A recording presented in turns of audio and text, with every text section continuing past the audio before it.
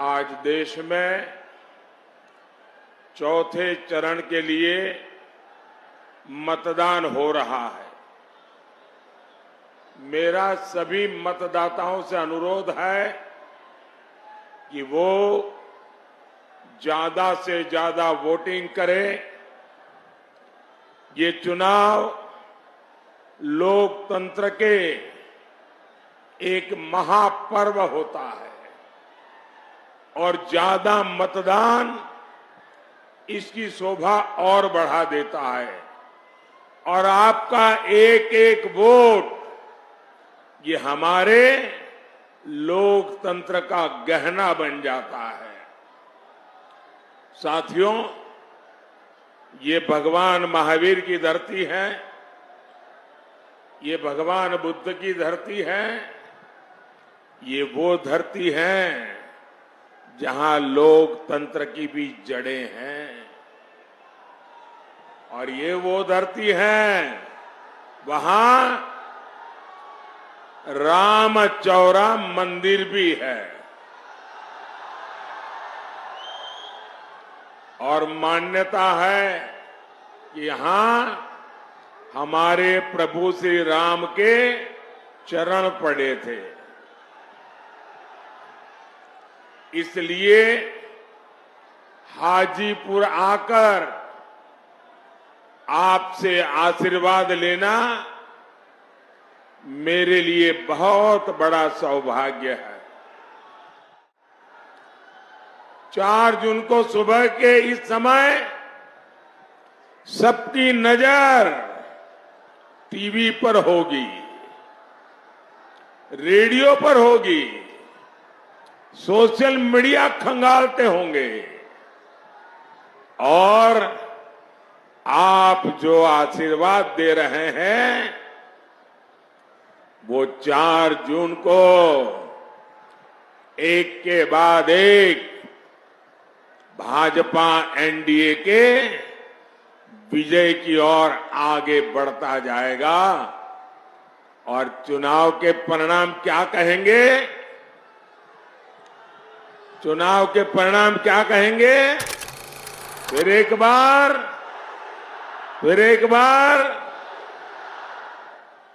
NDA को दिया आपका वोट केंद्र में मोदी की मजबूत सरकार बनाएगा। आरजेडी, कांग्रेस या इंडिया अलायंस को तो अगर किसी ने गलती से भी बटन दबा दिया ना तो उसका वोट तो बेकार जाना तय है। और बिहार के लोग तो समझदार है, वो बेकार जाने वाली चीज कभी करते ही नहीं है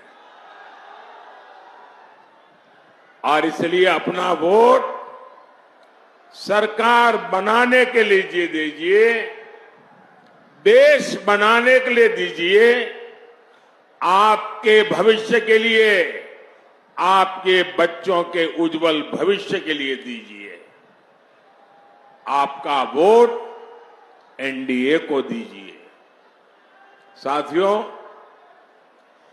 बिहार के लोगों के सामर्थ्य और बिहार के लोगों की समझदारी का मैं बहुत सम्मान करता हूं, लेकिन मुझे ये देखकर दुख भी होता है कि सामाजिक न्याय के नाम पर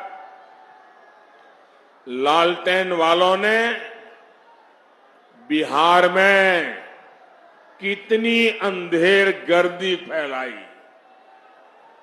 इन लोगों ने बिहार के लोगों को गरीब और अभाव में धकेल दिया, जंगल राज दिया। इन लोगों ने सबको बर्बाद किया और खुद अपने आलीशान महल खड़े कर दिए। क्या ऐसे लोग बिहार का कभी भी भला कर सकते हैं क्या? कर सकते हैं क्या?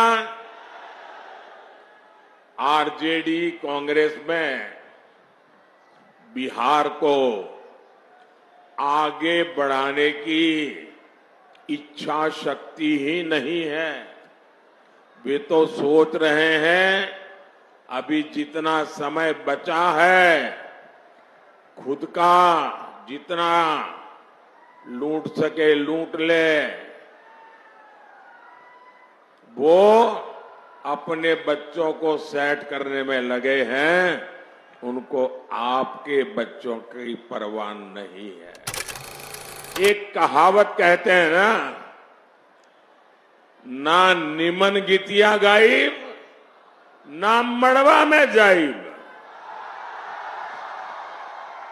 आरजेडी कांग्रेस का हाल यही है। ये लोग विकास के कार्यों से भागते हैं क्योंकि उसमें मेहनत लगती है, खुद को खपाना होता है। इन लोगों के नकारे पन्ने बिहार के कई अमूल्य दशक बर्बाद किए हैं। ऐसे लोगों से हमें बिहार को बचाकर रखना है। अभी आपने सुना होगा बिहार में जंगल राज लाने वाले जो व्यक्ति है, जो चारा घोटाले में अदालत ने सजा की हुई है, गुनहगार माना है, उन्होंने अभी अभी एक बयान दिया। उन्होंने कहा कि मुसलमानों को आरक्षण दिया जाना चाहिए और वो भी पूरा का पूरा, यानी दलितों, पिछड़ों, आदिवासियों को मिलने वाला पूरा आरक्षण ये अब सिर्फ मुसलमानों को देना चाहते हैं। भाइयों बहनों, मैं भी आप ही तरह अति पिछड़े समाज से आता हूं। मैं जानता हूं ऐसा सुनकर के उनकी बेचैनी कितनी बढ़ जाती है। उनको लगता है हमारा तो भविष्य डूब जाएगा। हमारे दलित भाई बहन, हमारे आदिवासी भाई बहन, हमारे पिछड़े, हमारे अति पिछड़े अगर धर्म के आधार पर आरक्षण के नाम पर उनको बाबा साहब ने जो अधिकार दिया है, संविधान ने जो अधिकार दिया है, वो अगर लूट लिया जाएगा तो इनकी तो आने वाली सारी पीढ़ियां बर्बाद हो जाएगी। लेकिन इन्हें न बाबा साहब की परवाह है, न इन्हें संविधान की परवाह है। क्या बिहार का दलित हो, पिछड़ा हो, आदिवासी हो, ये हमारे समाज के लोग अपना हक आरजेडी कांग्रेस वालों को छीनने देंगे क्या? छीनने देंगे क्या? और मैं आपको गारंटी देता हूं, जब तक मोदी जिंदा है,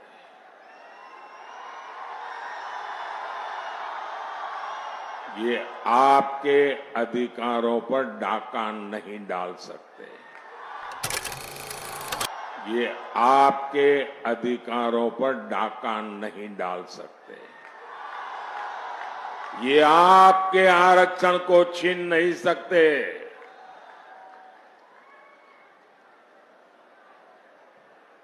वो समझ लें, वो वक्त चला गया कि आपने महिलाओं को मिलने वाले आरक्षण के कागज फाड़ दिए थे। बहनें आशीर्वाद देने आई है। 40 साल से लटका हुआ एक मामला आरजेडी वालों ने पार्लियामेंट में जिन कागजों को छीन करके फाड़ दिया था, वो मामला था इस देश की माताओं बहनों को पार्लियामेंट में, असेंबली में अधिकार देने का, आरक्षण देने का। और इसके कारण, ये आरजेडी की मानसिकता के कारण कांग्रेस की विकृत मानसिकता के कारण महिलाओं को अधिकार नहीं मिला। ये आपका भाई, माता ये आपका बेटा, आपने जब मुझे वहां सेवा करने के लिए भेजा ना, मैंने नई संसद बनते ही महिलाओं के लिए आरक्षण का भी काम पूरा कर दिया। ये आरजेडी वाले इसके विरोधी हैं। अगर ये दोबारा कोशिश की आने की तो ये भी छीन लेंगे, आप मान के चलिए। आरजेडी के राज में यहां सिर्फ अपहरण और फिरौती उद्योग ही फला फूला। हाजीपुर ने तो देखा है कैसे यहां के उद्योग धंधे सब चौपट हो गए। आरजेडी कांग्रेस ने बिहार को सिर्फ पलायन दिया, बिहार को सिर्फ तबाही दी। साथियों, मोदी विकसित बिहार, विकसित भारत के संकल्प को लेकर निकला है और मोदी का, एनडीए का ट्रैक रिकॉर्ड क्या है? हमारा ट्रैक रिकॉर्ड भ्रष्टाचारियों को खोज करके सजा देने का है। मैं देश को, आप लोगों को एक आंकड़ा देता हूं, आप लोग ध्यान से सुनेंगे आंकड़ा, ये आपको काम आएगा। ये जो टीवी पर हम नोटों के पहाड़ देखते हैं ना, ये राजनेताओं के यहां से पकड़े जाते हैं। ये गरीब का पैसा है और ये गरीब के पैसों की लूट मुझे सोने नहीं देती है भाइयों। जब केंद्र में ये आरजेडी और कांग्रेस वाले सरकार चलाते थे, तब ये ईडी जो कर रहे हैं ना, ये क्यों चिल्ला रहे हैं मैं बताता हूं। ये ईडी ने उस समय कितना रुपया जब्त किया था मैं बताऊं? उस समय उन्होंने कांग्रेस के 10 साल में सिर्फ 35 लाख रुपया जब्त किया था। पूरे देश में से 10 साल में 35 लाख रुपये, मतलब जो बच्चा स्कूल जाने का बैग लेके जाता है ना, वो बैग में आ जाए, स्कूल बैग में भर जाए, इतने 35 लाख रुपया जब्त किया था। और चोरी करने वाले चोरी कर रहे थे। मोदी ने, ये जो चोरों ने रुपया पैसा गरीबों का लूटा है, उनके यहां सर्च की। मोदी ने कितना रुपया जब्त किया बताऊं? मोदी ने 2200 करोड़ रुपया जब्त किया है। उन्होंने जो पैसा जब्त किया था वो स्कूल बैग में आ जाए इतना था। मोदी ने जो पैसा जब्त किया है, अगर उन पैसों को ले जाना है तो जो छोटे ट्रक आते हैं ना, 70 ट्रक लगते हैं, 70 ट्रक, 70। कहां एक स्कूल बैग वाला पैसा और कहां 70 ट्रक भर करके पैसा। और ये चोरों को नींद उड़ गई है और इसलिए मोदी को गाली दे रहे हैं। साथियों, इन लोगों ने आपको लूटकर, नौकरी के बदले जमीनें लिखवाकर दिल्ली और देश में जो जायदाद बनाई है, वो अब सब एजेंसियों ने जब्त कर ली है। और मैं आपको भरोसा, गारंटी देता हूं, जिसने गरीब से जमीन छीनी है वो बच करके नहीं जाएगा।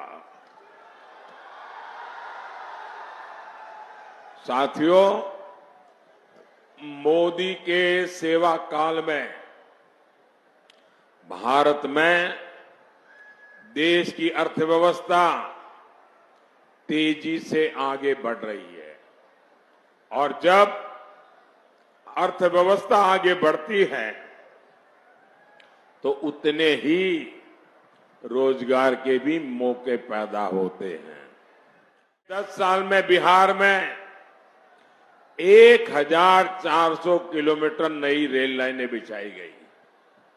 बिहार में 400 से अधिक रेलवे फ्लाईओवर और अंडरपास बने। कोई मुझे बताइए, क्या बिना रोजगार को एक काम हुआ होगा क्या? छूमंतर करके जैसे रुपये ले जाते हैं वैसे पुलिया भी बन जाती होगी क्या? किसी को तो रोजगार मिला होगा ना, तब जाकर के बना होगा। पिछले 10 साल में बिहार में 3,300 किलोमीटर के नेशनल हाईवे बने हैं। मुझे कोई बताए भाई बुद्धिमान, 3,300 किलोमीटर हाईवे क्या बिना रोजगार दिए बन जाते हैं क्या? लगातार चौड़े हो रहे हाईवे हो, एक्सप्रेस हो, बिहार में खाद के कारखाने का काम हो, थर्मल पावर प्लांट हो, गंगा नदी पर बन रहे अनेकों बड़े पुल हो, पटना में मेट्रो में चल रहा कार्य हो, नेचुरल गैस का नेटवर्क हो, गांव गांव तक उज्ज्वला की गैस पहुंचाने का नेटवर्क हो, ये सब रोजगार की गारंटी होते हैं, रोजगार की गारंटी। लेकिन जो अपने बाप दादा की कमाई खा करके जीते हैं उनको रोजगार क्या होता है इसकी समझ तक नहीं है जी। अभी मोदी ने तय किया है कि बिहार के 90 से ज्यादा रेलवे स्टेशनों को आधुनिक बनाया जाएगा। क्या ये बिना रोजगार पैदा किया होगा क्या? पिछले 10 साल में मोदी ने देश के 4 करोड़ पक्के घर बनाकर गरीबों को दिए हैं। अकेले बिहार में ही 40 लाख पक्के घर बनवाए गए। इन घरों के लिए जो सीमेंट सरिया आया है, ईंट बालू आया है, वो भी मोहल्ले की दुकान से ही तो गया। इन सबका लाभ बिहार के नौजवानों को ही तो हुआ है। उन्हें रोजगार के, व्यापार कारोबार के नए अवसर मिले हैं। साथियों, मोदी के वारिस कौन है आपके पास कोई नाम कि भाई मोदी इसको लेकर के जाएगा? कोई नाम नहीं है। क्यों? मोदी के वारिस आप हैं। मोदी के वारिस आप हैं। मोदी के वारिस आपका परिवार है। मोदी के वारिस आपके बच्चे हैं। और मुझे वारिस में आपको सब कुछ दे करके जाना है। मुझे आपको सुख चैन की जिंदगी दे करके जाना है। मुझे आपको आपके बच्चों के उज्जवल भविष्य की गारंटी दे करके जाना है। मुझे आपको विकसित भारत आपके हाथ में सौंप करके जाना है। और इसलिए मैं हर कोशिश कर रहा हूं कि युवाओं के हर सपने पूरे हो, वो हर काम कर सके, अपने सारे सपनों को सिद्ध कर सके। आपको जानकर खुशी होगी, सिर्फ मुद्रा योजना में बिहार में 2.5 लाख करोड़ रुपए की मदद युवाओं को दी गई है। 2.5 लाख करोड़, और वो भी मोदी की गारंटी पर। इन युवाओं से गारंटी नहीं मांगी, उनसे उनकी संपत्ति का हिसाब नहीं मांगा। मोदी को बिहार के नौजवानों पर भरोसा है। उनको मैं रुपये दूंगा, वो डबल कर देंगे और बैंक का लोन भी वापस कर देंगे। ये मेरा भरोसा है। ये 3 लाख करोड़ रुपए यहां दलित, अति पिछड़े युवाओं को मिले, महिलाओं को मिले। इससे यहां लाखों काम शुरू हुए। यहां वैशाली सहित पूरे बिहार में टूरिज्म आधारित रोजगार की अद्भुत संभावनाएं हैं। यहां बुद्ध सर्किट योजना के तहत काम चल रहा है। इससे भी क्षेत्र में रोजगार के नए अवसर बनेंगे। साथियों, विकसित बिहार, विकसित भारत के लिए आपको 20 मई को ज्यादा से ज्यादा मतदान करना है। करोगे? ज्यादा से ज्यादा मतदान करोगे? पुराने रिकॉर्ड तोड़ेंगे? रामविलास को जितने वोट मिले हैं, मुझे चिराग के लिए उससे ज्यादा वोट चाहिए।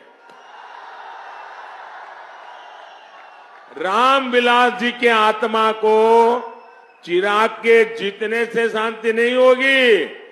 रामविलास को मिले वोट से ज्यादा वोट मिलेंगे, तब जाकर के रामविलास जी को शांति होगी।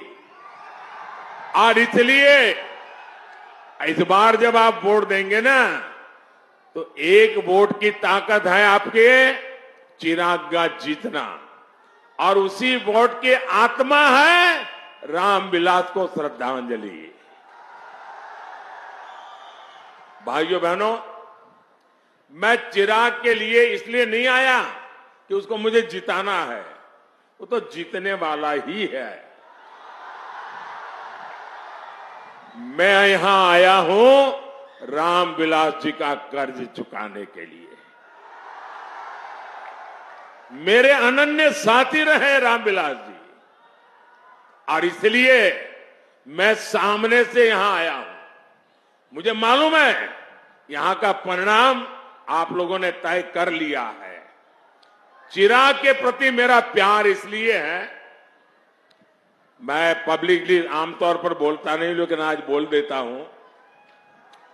चिराग जब पहली बार पार्लियामेंट में आए, तो मैं तो इतना ही जानता था रामविलास जी के बेटे हैं, लेकिन मैं देखता था उनके व्यवहार में रामविलास जी के बेटे होने का गुरूर का नामो निशान नहीं था।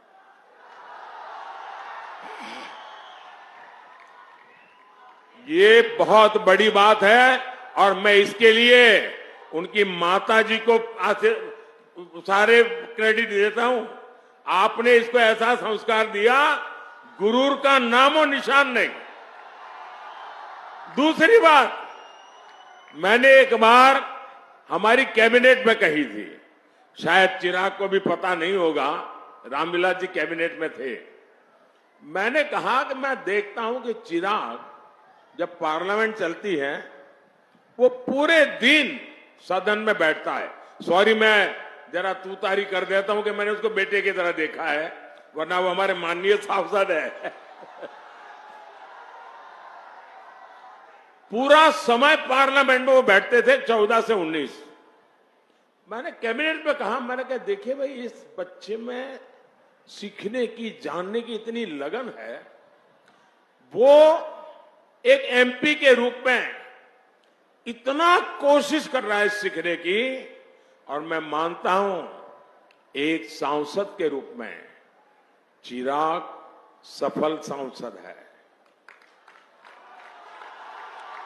आपके इस बिहार के सच्चे प्रतिनिधि है, और इसलिए आप जब चिराग को वोट देंगे ना, तो वो वोट सीधा सीधा मोदी के खाते में जाएगा। अच्छा, मेरा एक काम करेंगे, जरा सब बताइए, मेरा एक काम करेंगे?